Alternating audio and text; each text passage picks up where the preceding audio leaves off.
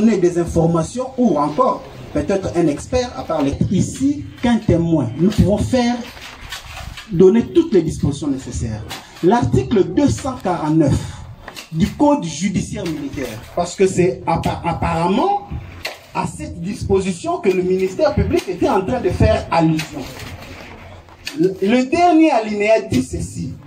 Je préfère commencer pour que nous ayons la logique. Le dernier alinéa, les témoins ainsi appelés ne prêtent pas serment. Les témoins, il n'est pas renseignant. Je n'aimerais pas ici qu'on aille dans la qualification des termes que la loi n'a pas prévus. Il n'y a pas de renseignant qui comparaît devant un tribunal. Il y a un témoin qui comparaît, mais que ces déclarations ne seront considérées que comme des simples renseignements. Ce sont ces déclarations, les déclarations du témoin, qui seront considérées comme des simples renseignements. Ça ne fait pas de lui un renseignant. Il reste témoin. C'est ce que la loi dit. Les témoins ainsi appelés ne prêtent pas serment, mais ces déclarations seront considérées comme de simples renseignements. Maintenant, j'en viens à l'avis du ministère public concernant Kavena, en prétendant qu'il y aurait un lien de subordination. Monsieur le Président, les liens de subordination dont fait allusion le ministère public, c'est par rapport aux prévenus ou par rapport à qui? Parce que si c'est par rapport aux prévenus, ce n'est pas parce qu'ils ont le prévenu à un grade supérieur à Kavena, c'est ce qui rend ces liens de subordination qui l'empêcherait de prêter serment. Témoignage, c'est vous qui en avez besoin. C'est pour éclairer la lanterne du tribunal et c'est pour attirer votre, asseoir votre intime. Bon, l'audience est suspendue. Nous changeons de décor. Nous entrons dans la salle.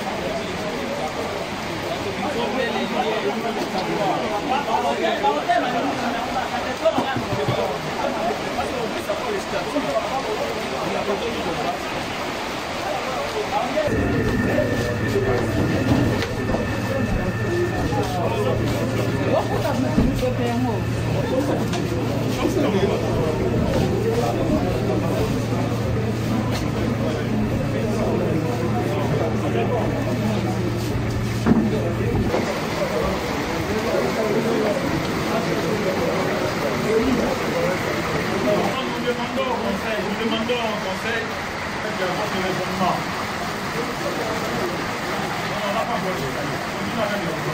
Donc, nous étions en train de dire, Monsieur le Président, que devant votre récit, il s'est fait que ces témoins, il y a effectivement des liens avec l'une des parties. Son témoignage sera considéré comme des simples, ces déclarations ne seront considérées que comme de simples renseignements. Mais cela ne transforme pas l'appellation ou la qualité de la personne qui comparaît pour devenir renseignant.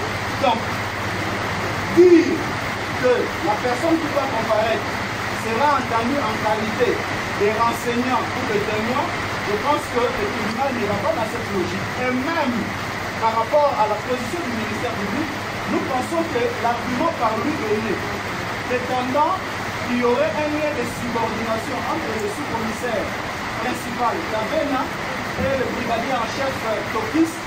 Ces liens de subordination liés uniquement par rapport au grade. Je pense que ce n'est pas ça la nature d'un lien de subordination. Ils sont dans la police et que dans le cas précis, il y a eu un fait qui a été commis. Et qu'elle qui vient appelée devant le tribunal, elle vient comme témoin et nous pensons à ce qui la concerne qu'elle doit prêter serment. Et que s'il y a des dénégations dans ce qu'elle dit, elle peut être poursuivie pour ce témoignage. Ça, c'est la vie de la partie civile. Donc, pour nous, en se basant sur la loi, elle comparaît comme témoin et que pour nous, il n'y a pas de lien de subordination qui amènerait à ce qu'elle soit entendue comme, et que cette déposition ne soit considérée que comme des simples renseignements. Nous avons dit. Nous pensons que ça, c'est pouvoir passer du temps plus. Nous sommes la partie des fonctions. Nous avons un client qui est en défenseur. Nous ne pouvons pas polémiquer autour du terme des témoins et renseignements. Votre honneur, vous êtes saisi par la décision de l'envoi. Le tribunal est saisi par la décision de l'envoi. Et dans la décision de l'envoi, celui qui est prévenu, c'est le prévenu communiste. Et il y a lieu de poser cette question. Quel lien existe-t-il entre les prévenus communistes et le policier Kabena? Premièrement, votre honneur, les jours des événements, Kabena était dans la même équipe que les prévenus communistes. Parce que quand vous lisez les PV, vous verrez que c'est lui qui ravitaillait l'équipe de Grenade. Donc il était ensemble avec les prévenus communistes. De deux, ils sont de la même équipe, votre honneur. Mais est-ce qu'elle doit comparaître comme témoin? Non, votre honneur. Je voudrais d'abord réagir par rapport au terme de renseignement. Votre honneur, on ne peut pas chercher à créer la rue. Nous avons la jurisprudence qui école la loi. Le terme renseignement existe. Nous avons les arrêts de la haute cour militaire. Nous avons beaucoup de procès où, même dans les procès quand même, tous ceux qui ont défilé ont été considérés comme des renseignants. On ne vous dise pas que les termes renseignements n'existent pas. Ça, c'est vouloir payer la roue, votre honneur. Ça, c'est passer du terme renseignement.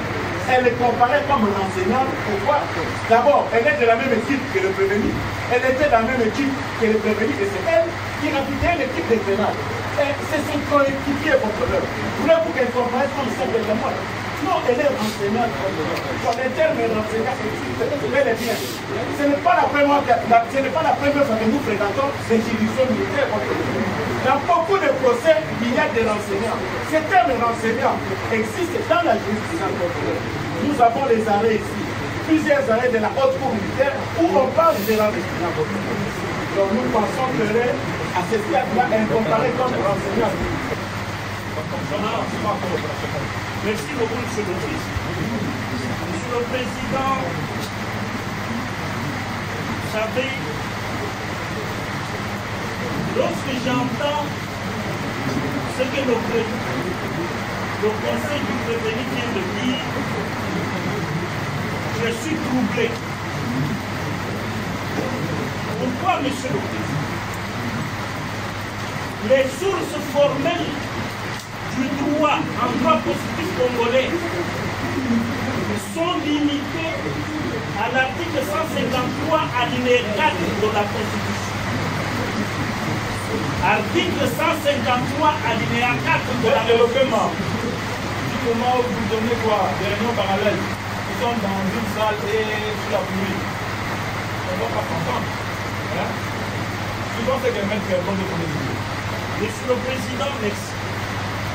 Article 153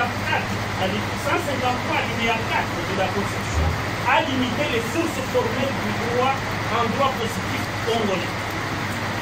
La Constitution est là. Article 153 alinéa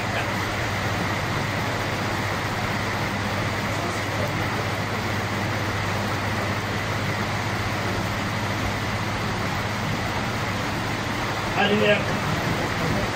Les cours et tribunaux civils et militaires appliquent les traités internationaux dûment ratifiés, les lois, les actes réglementaires pour autant qu'ils soient conformes aux lois, ainsi que la coutume pour autant que celle-ci ne soit pas contraire à l'ordre public ou aux bonnes mœurs. Point. Où se trouve la jurisprudence? On ne vient pas ici pour induire le tribunal en erreur. Les sources formelles sont là. Et ici, je cite un excellent professeur de droit, Christian Athias de l'Université d'Aix-Marseille. Dans son livre « La doctrine nouvelle en droit privé », insiste sur la hiérarchie des sources formelles du droit. La primauté est accordée à la loi. Ici, nous avons lu la loi. Article 249. 249. En dehors des experts et des sachants, cités à comparaître comme témoin, s'appelle témoin, mais c'est ce qui nous donne, qui est considéré comme un renseignement. Le vocable renseignement n'existe pas en droit positif congolais, que ça soit dit et noté. On peut nous citer la jurisprudence, mais je vous dis que Christian Athias a enseigné. Nous sommes en 86. Il publie un livre de doctrine nouvelle en droit privé. Oui, il cite Pierre Joseph Proudhon, un grand journaliste français sous Napoléon, qui avait enseigné le parler parce que lui-même fut parlementaire. Joseph Proudhon, le théoricien de l'anarchisme. Ce théoricien de l'anarchisme, il combattait, a dit qu'il faut appliquer la loi par rapport aux autres sources. Lorsqu'on cite la jurisprudence de la haute cour militaire, c'est vrai, nous ne pouvons pas aller derrière en erreur. La jurisprudence n'a rien à voir ici pour que les témoins soient convertis.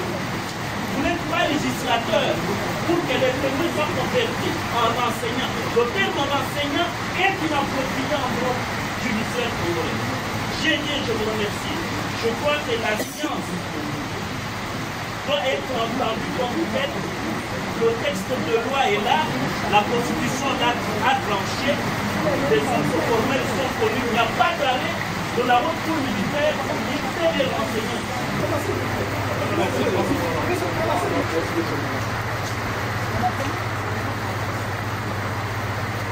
Merci, Monsieur le Président, pour la parole.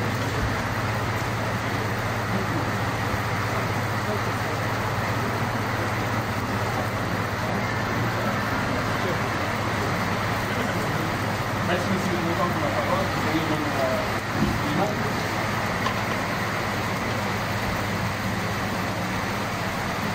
L'instruction qui est faite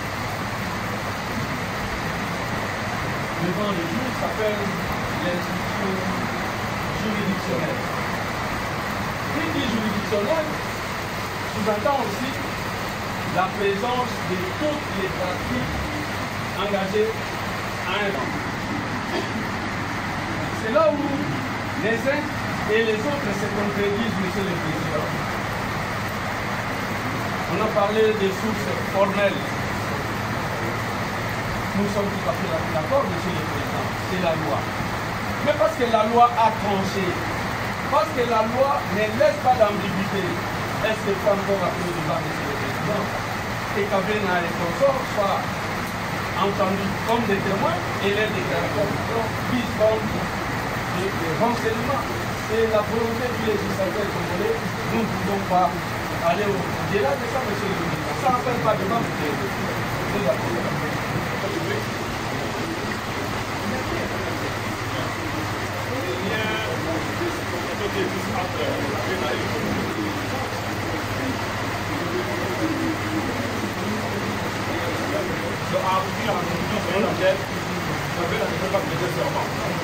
Et que quelqu'un va venir comme renseignement seront pris comme tel.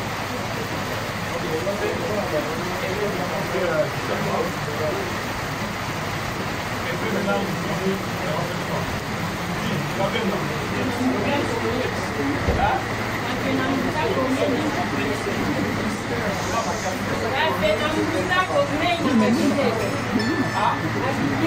Il l'article 249, dernier arrivé.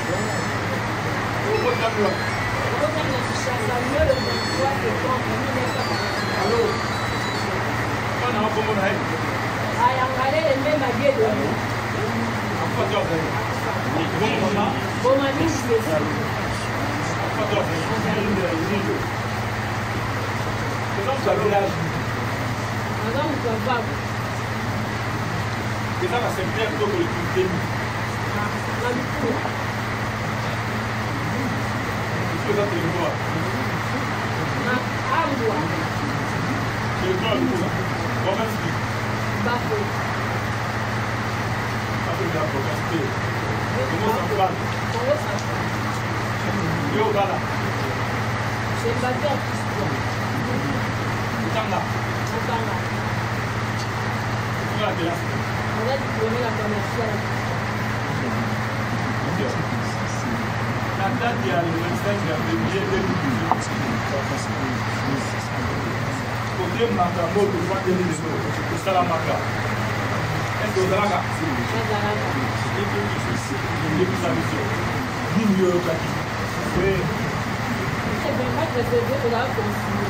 Le matin de la district avait une intervention. Une intervention dans les à Saint-Béroin. On comprend. Major la direction de loi qui il s'agit de la consigne. J'ai dit, nous sommes aussi à la carte. Au Kitapiti, je suis quand même pas parce que là, on doit donner mon appart. Il est à l'habitation haute. À Kabola, tu veux dire, il faut que ça qui monte là-dessus, il faut que ça. Allô? Donc, il dit que pour ça, oui, quand on va se relancer dans mon bureau, comme on va créer à zone, comment on a balancé le fier. Donc, comment on va lancer des fiers avant de faire au plus, ça le major a décidé, or, dans un sens, je suis on a évité de la chose. Voilà, comme dit, comme on a battu, on a posé, on a passé le bras, ça sur la table. Et bah, on a fait la vérité qui est bonne. Donc, ça l'a revu, c'est quelque chose que je suis déjà comme ça.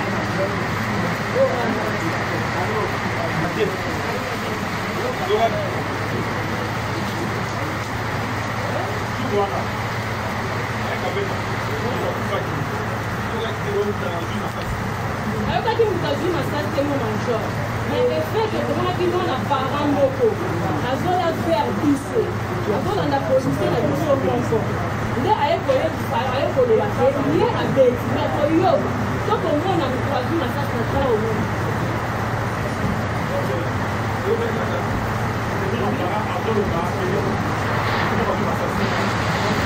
azoya juif kaka ayoyekona azwi abeti maintenant la monnaie est sur ça que na yo ka pena ça bon le nom appara on a pas dit ala qui nous a posé on a dit là là le nom appara na faire pour la nana qui n'a pas vu que avec la solution que lié avec et parce que ça dit major bien apeti nini atuni mala moko bidage na yo mwana tikaki na ju okiti boye ndenge ni moko mabe boye biso.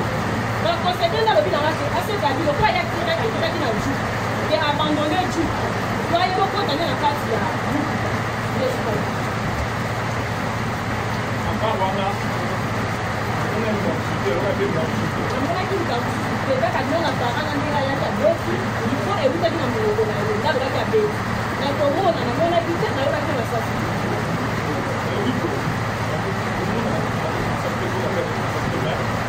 part pour le coordination. Là, on a dit, on a dit ça. Laisse le café de la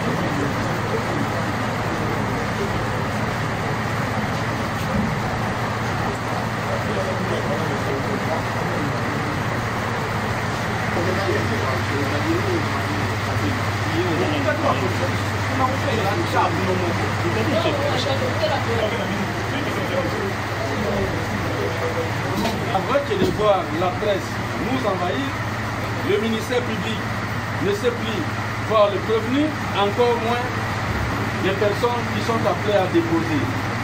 Que la police d'audience mette de l'ordre. Le ministère public contrôle les mouvements aussi bien du prévenu que des témoins, monsieur le président.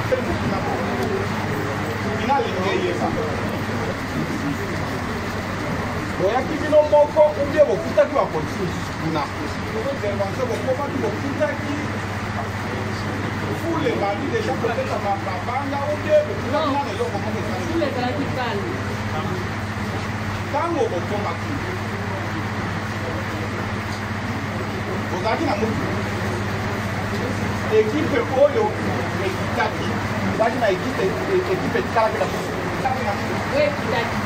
oyo ekitaki tokisi azalaki na ekipe nini oyo etikalaki na jipe awa okoki koloba ke omonaki mona bara moko azolakisa ke tokisi abeti masasi atikalaki na mutu bino ekipe ezalaki liboso tokisi abetaki masasi ndenge nini moto azalaki na kati ya mutu major wana nayebi te ntango akitaki mpe namonaki te te me ntango bazolandana nde tomona ntango ya kitaki tomonaki te me ntango bazoya devant biso yo tomoni mona para na tokisi baoya kokila ye azoya liboso tokisi azosala marshe mona para wana ayebani na major kari te bayebanaki te po liboso to tokiti ntango major akiti ayitusani pembe na major basololi directement ye baluki abandi kokende kota fu nde major apesi ordre biso tokiti katre batikani ya ju bino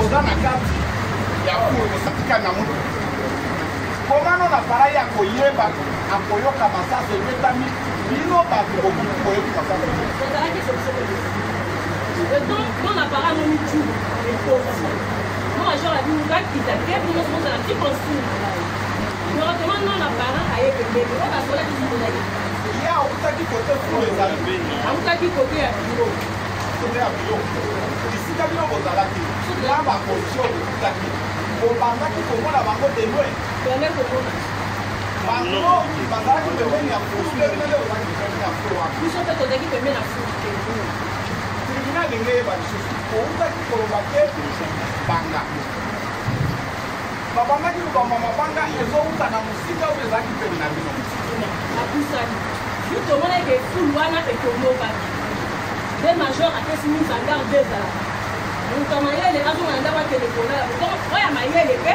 akendaki mais oyo batielaki bakomesi kodanse le plus nde apesaki ordre babeti na place kaka beti place bongo bapesi biso ya mibale nde batikaki bamatali bango bapasi kaka nde biso mpe eza na arbre moko pembeni oyo tobeti mosali bango bazalaki mosika na biso ntango bosisali kobeta bango boyaki kotelefone na motuka ndenge nini po ozalaki kaka wana ozalaki wana ndenge nini yo bakozalaki kaka wana moto akufelaki kaka wana yo loto oyo okokaka koyoka masasi major nayoka masasi te namona moto akufaki oyoka mpe sango ya kokufa te nalobi nayokaki namona masasi namona moto akufa te nayokaki masasi te kondo na bana wana likambo wana ayokeli yango po ye aza no na bana aza na arme te bato bayaki ekipe eza bino nde bozalaki na baarme bozalaki anteni militaire sikoyo ndo na bana wana ayoki yango ndenge boza mpe mosika na ye te ona jo wana eza nde ndokokuna question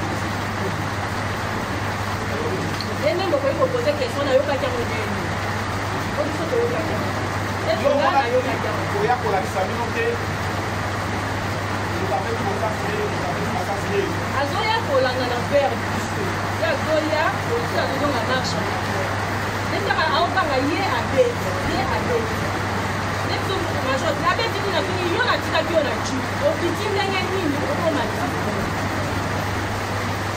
major azoti na tokisi ozokonsume ke tokisi otikaki na motuka mais ozokonsume ntango renseignement wana azoya koyebisa ozokonsume komona ke tokisi aza eza na motuka te oyo ozalaki na ye akomiso liboso neti na ligne d'attaque bango ekipe ya liboso ekitaki oyo tokekupaki na ye eloko nini elakisi yo eloko nini eyebisi te tokisi aza parmi bato oyo bakozaa ekipe oyo ekitaki yo ye atikalaki kaka oyo notikala na ju yo nde moto oza le plus grade na bato baza na ju ndenge atikalaki na ju po esabola estce okoyeba te okoki koyeba soki okosamite okoki koyeba bato oyo batikaki na moto okoyeba moko na bango okoyeba te mais oyebi kaka te tokisakisaki te nga nayebi akitaki ndenge nini na mokita na ye namonaki ye te bajuge ntango azoya bazoya nango na parent liboso esengeke te po tokisa koyeba bioni balete moajo ntango no na para wana ayebisi major karine ke ye nde mobabeti makasi réaction ya major ezalaki nini ntango no na parent alobi na major mo major élément na yo abeti lakini abeti nini bango batuni koki soki natikaki yo na ju yo otiki ju koke kuna okoli kuna ndenge nini nayebisinga ase zwa ye okotele na ju alobi nga nakangi na violation de consigne nga makambo okotana nayebi eloko te namoni eloko te nde ayebisi motu yo lokola yo moni kende so motu wana abeti masasi sole so oyela biso ete mebele ndenge na zwaki koki okotele na ju criminal engeye bamosusu parmi bano nyonso ndenge boyaki na intervention tozalaki na omema nini gaz à main lacrymogène na tambour FLG obenga tambour arme ezalaki tambour na arme moko ezalaki na munition de l'exercice arme wana ezalaki donc koloba te na motuka mobimba ekale okisine ezalaki na arme ya kopeta wana nga namonaki ndenge basusu na ye te mpo naza chef pelepon ndenge tete nazolaki bino nyonso ndenge boyaki okoyeba nombre ya motuka ya kote nyonso major na oyeba te po esali te ta ebele bato oyo bakotaki ntango bokomi sudedie bato oyo major aautorise bakita boni bazalaki na kolozeli na maboko major na oyeba ndenge te na bote bango akutana juste un somme de ravitailleur wana moto azoteki naza chef de pure te na oyeba ndenge obote bakutana ndaza système de ravitailleur ravitaille ya biloko ya kolia ya non ezalaki ravitailleur juste ya ma FLG bagaz à main donc bato bakitaki bazalaki kaka na bagrenade na biloko mosusu selo oyo bato bokutaki kuna oyo bafandaki soki na société wana eske ozalaki mwa échange ya kosolola na bango osalaki te ekipe oyo eye na ekipe oyo ezalaki soka omonanaka na bango te mais omonaka bango te nga namonaka bakokaka biloko te mo major mpo nayebi mpe bango komanda na bango oyo ya bango kuna atuna ngai naye kosala yo intervention babenga ngai ya kotunga yo awa eloko nini ezoleka te kotikala komona komanda karine azoswa na komanda ya susi ya pesina te major wana fotokezo na bango kontie mpona nayebi bakokai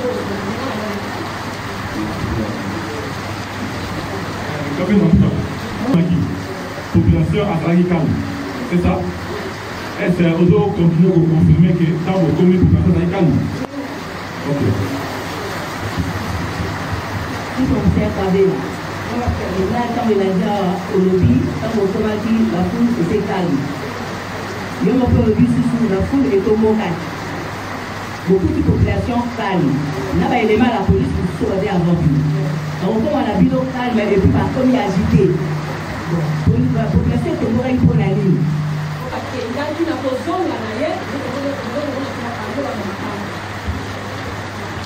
Omoni population basi okomaka bambala mpona non apparent ainforme bino ke tokisi abola ndeti basala réaction ya major karine ezalaki nini asilikaki atuni koki sokomi kuna ndenge nini mpe natikaki oyo na ju ebaluki kuna ndenge nini wana sikoyo non apparent wana aza wapi wana major azongani non apparent na réaction ya major ezalaki ndenge ya l'égard ya non apparent abi yozobeta yozolobake ye abeti yo nani abeti mpe nani soki moto omoni moto abeti yo ndekende kozwa motu wana oyela biso nde arepresente ata plus en terme ok major ayebi bino na parent akende ayake bino na parent amemelaki bino motu wana ayaki na bon major asalaki nini ntango moko alobi tokisi abeti masasi tokisi azali motu ya major est ce que major adandaki te ata esika babeti masasi motu aka nani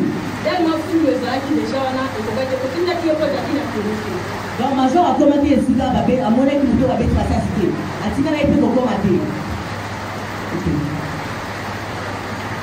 principale Kabela tribunale elingi baboka na kati ya jip na ndenge kozalaki olingi toyeba motango boni ozalaki na kati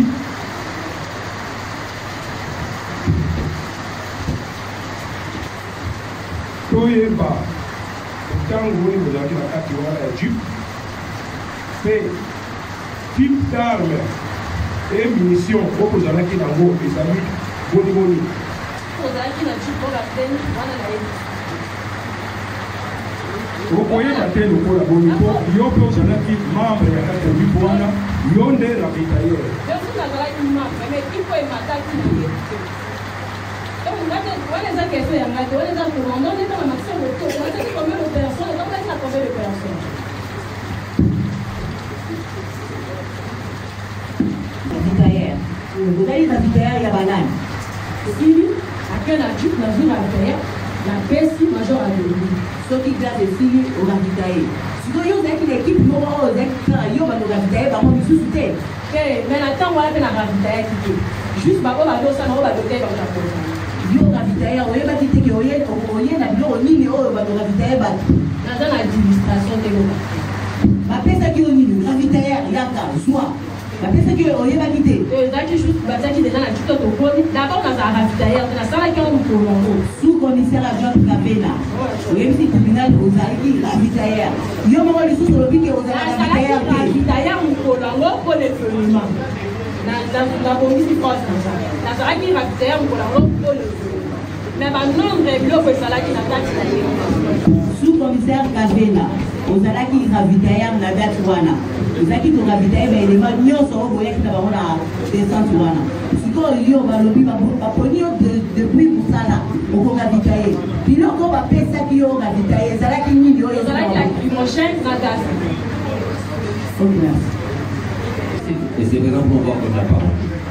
Sous-commissaire Avena, au libre tribunal, la clarté, il dit c'est du sous. Distance pour les ballons séparés du nom. Entre bino wa manifestation combien de mètres 60 mètres. Ok. Oso iki lopika mundu.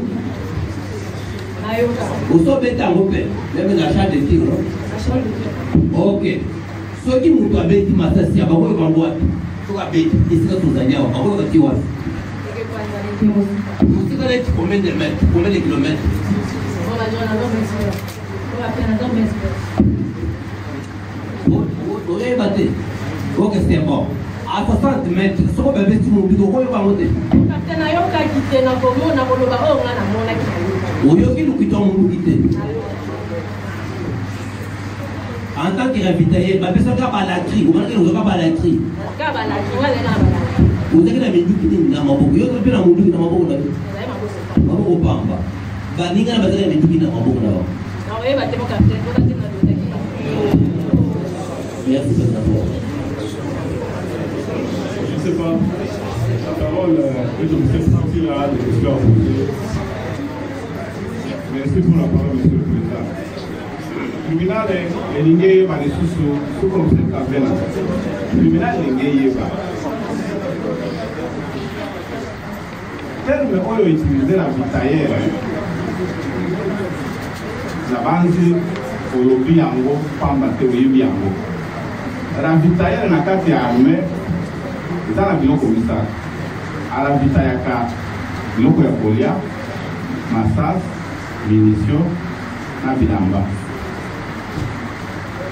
jamais okoki kokende na mission oza ravitailleur na kati ya ekipe wana oyeba te minduki boyaki na yango dabord oyo ndo koyeba yango kolekaka nini oyo nde ravitailleur yo nde bino ntango basalaki babon pour na biro 4 basinye ozoyeba motu te azomata na jipe na grenade azomata na jipe na munduka azomata na jipe na eloko ya komi batela mabanga nyonso oyebi yango mpo oza ravitailleur ya liboso yango wana ya mibale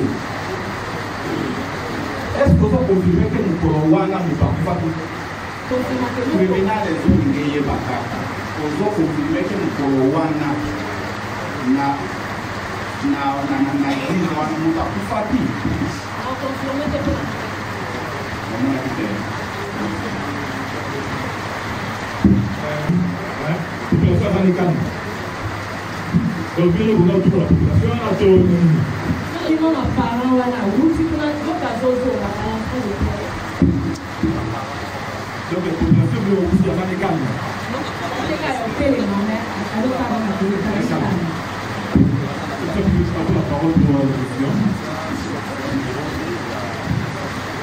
le ministère public n'hésitera pas de requérir sans passer. Monsieur le Président, nous avons quelques questions, mais nous voulons que le greffier, parce que les témoins l'ont dit, peut-être la presse, libérez, je vais voir l'espace. Monsieur le Président, les témoins est revenu là-dessus. Mais nous voulons, Monsieur le Président, que le greffier acte cette réponse de quand l'équipe est arrivée, la population était calme. Et le greffier se mit avec les gouvernements, Monsieur le Président.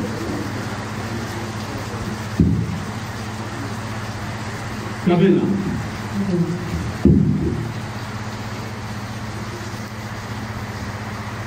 Tango abana yana makambo lobi leo nazongisio na date le 24 mars 2018 à 13h05. Le conseil de la mission pour le Baïdoumi. Sur toutes nos questions, les commandants escadrons à ce moment-là qui n'a pas manifestant.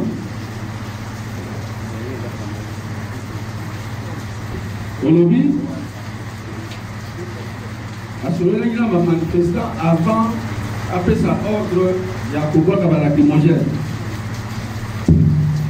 Au lobby, il a vu ce bruit. De loin, elle avait demandé aux manifestants de reculer. Tokoki koyoka lelo oyebisa biso maloba na ye na lingala ndenge ozokopronosama na lingala ezalaki boni alobaki nini exactement? Alobaki monsieur nyonso ya malamu oyo alilobi na ye okende banda okende kovanda moto nyonso na malamu moto nyonso azonga na ndako na ye akende kovanda. Maître Tchassa, le ministère public venait de quoi? De lire une disposition. Nous insistons que la force reste à la loi. La loi est claire. Elle parle même que quelle que soit la qualité de la personne qui désapprouve ou approuve. Alors, qui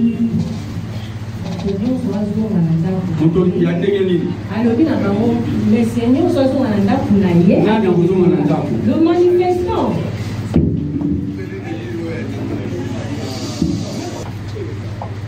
Président, pour les questions, il n'y a même pas de minutes passées. Aujourd'hui, Moutou Yamayele Azo.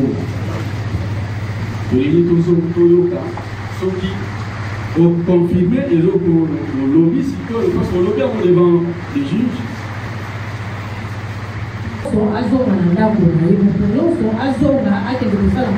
Monsieur Yamayel, le passe monsieur de l'Italie déjà.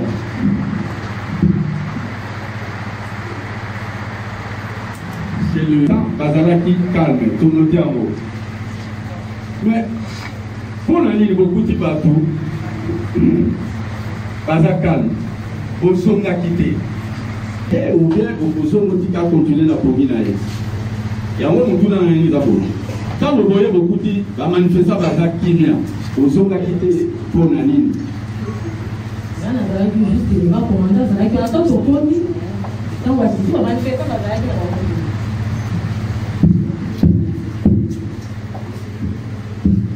Takaniawa. Et pourtant, Zalagi pourvoyeuse. Tout qui s'adresse maintenant qui dit. Oui, il y a un type d'arme qui s'est sibagité. Admettons que Tokis va munition de Silaki.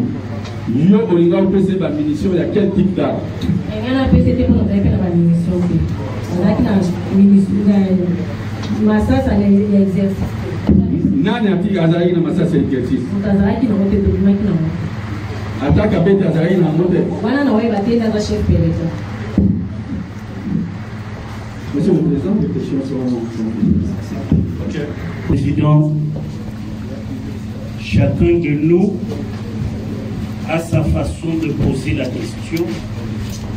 C'est-à-dire, si moi je pose le premier une question, si cette question engendre des sous-questions dans la tête des membres de mon collectif, cela ne peut pas être un obstacle à ce que toutes nos questions soient vidées. À faire poser une question au témoin Kavena, vous conviendrait-il en tant que tribunal de demander à Kavena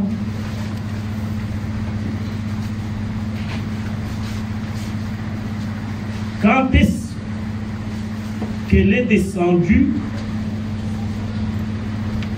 Est-ce dès l'arrivée de la DIP sous le commandement du commissaire supérieur Karine, ou bien elle est d'abord restée avec Tokis à bord de la DIP, puis elle a rejoint après Karine? Parce que quelque part elle a dit Tokis et quelques-uns des éléments étaient restés. Mais elle, avec Madame Karine, était l'équipe d'avance qui allait au feu des événements. Est-ce qu'elle peut éclairer le tribunal quant à ça? C'est-à-dire, je demande ceci, quand ils sont arrivés sur les lieux, combien d'éléments ont accompagné Madame Karine devant la foule ou auprès de l'agent non apparent, et combien sont-ils restés à bord de la DIP? Parce qu'elle se rappelle qu'elle a assisté à plusieurs audiences ici. Karine a fait des déclarations quant au nombre des éléments qui l'accompagnaient. La place wana yo ukitaki na mutuka baramuta bokomi to ozwaki temps wana motuna liboso ya mibale olobi bien ke yo oza parmi bato oyo okendaki na commissaire supérieur adjoint Lukesi lo keso bangi bayeba ozalaki bato boni oyo ozalaki na chute na yo bokendaki. Parce que y a des équipes ont été équipes ont été. Vous avez parlé de Bakendaki. Bakendaki n'a un nombre à combien? Mais tant que commis, vous mettez les mis. Kitaki malamoto, vous qui tambo kita. Je crois que c'est ça maintenant. Ok. Donc, pour comment dire que malamoto, c'est là qui porte. Je crois que c'est pour ça que je dois quitter à mon trop. La Kitaki, il y a la Kitaki. Il y a la Kitaki. Il y a Kitaki, il y a la Kitaki. La deuxième question, la personne qui ont déjà employé batté pour nous commander la compagnie de notre chef peloton. Il y a un nombre de nombre de Kitaki. Donc, côté nombre, vous évitez. Monsieur le Président, Madame Karine, curieusement, c'est ma collègue par rapport aux humanités, parce que moi, je fais des humanités commerciales et administratives. Donc, je suis... Elle, c'est pas Karine, elle, c'est Kavena. Non, Madame Kavena. Elle a fait la section commerciale et administrative comme moi. Elle sait très bien compter. Pas un chef. Même par estimation, une approximatif. Est-ce qu'elle ne peut... Partie civile, on n'arrive pas. Est-ce qu'on peut estimer le nombre de actifs? Ça passe bien. Je crois qu'elle est dans la stratégie de la négation. C'est facile.